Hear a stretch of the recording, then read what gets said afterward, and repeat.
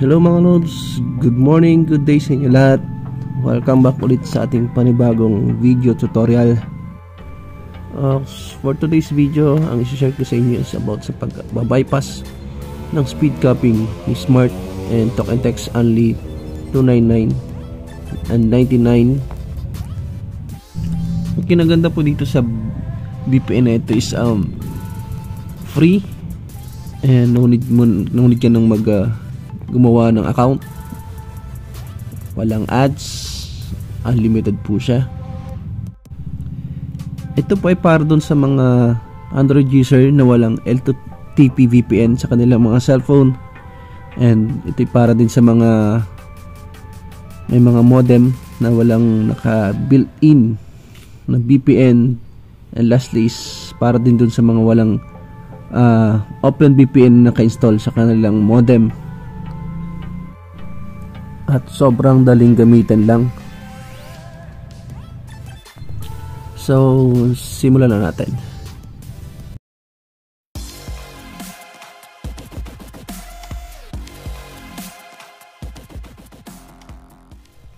Okay guys, unang-unang gagawin lang natin is download lang muna natin yung app. By the way, ilalagay ko na lang po yung download link sa description sa baba.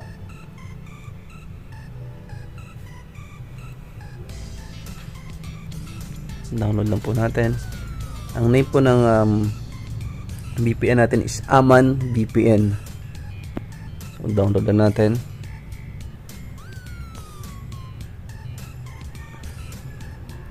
Wait lang natin siya ma-fully downloaded.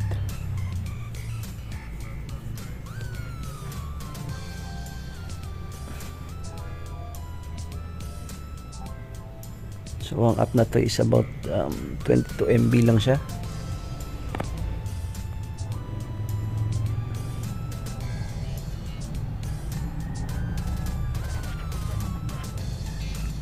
Wait lang natin. Ma-fully downloaded.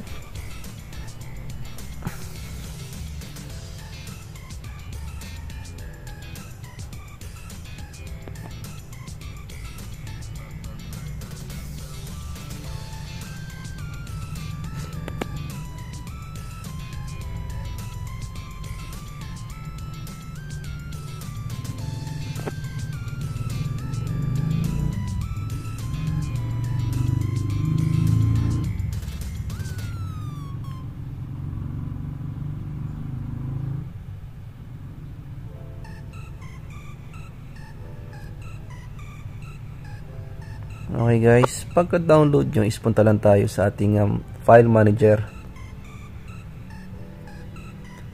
internal storage. Nakadepende po sa inyong file manager. Basta punta lang po tayo lagi sa download folder. Hanapin natin yung naka-download na natin na Aman VPN. Click natin, install. This time only lang natin, then install.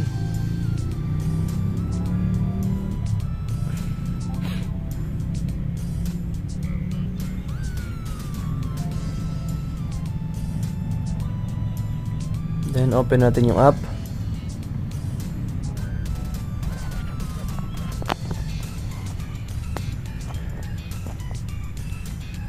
So guys, ang kinaganda sa VPN na ito is may ano siya, may pwede po siya sa download ng torrent for gaming, streaming, and marami siyang servers na pagpipilian. Especially may Philippine po siya na server. Yun po, marami po siyang choices. Test po natin yung isang server. Test natin si Japan. Click na natin yung Japan, then Smart Choice. Connect natin yung button. Click lang natin. iNose. Wait lang natin mag-connect. Then okay.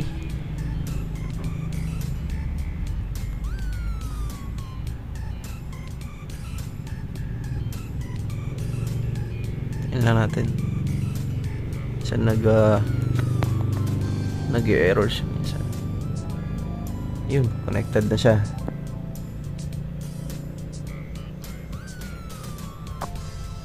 Okay, punta tayo sa ating speed test. Ang gamitin po natin is ating fast app. Open lang natin yung ating app. Then, try natin mag-test.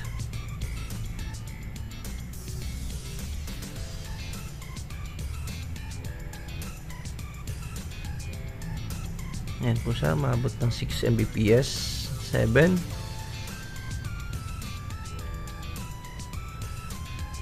Not bad na rin.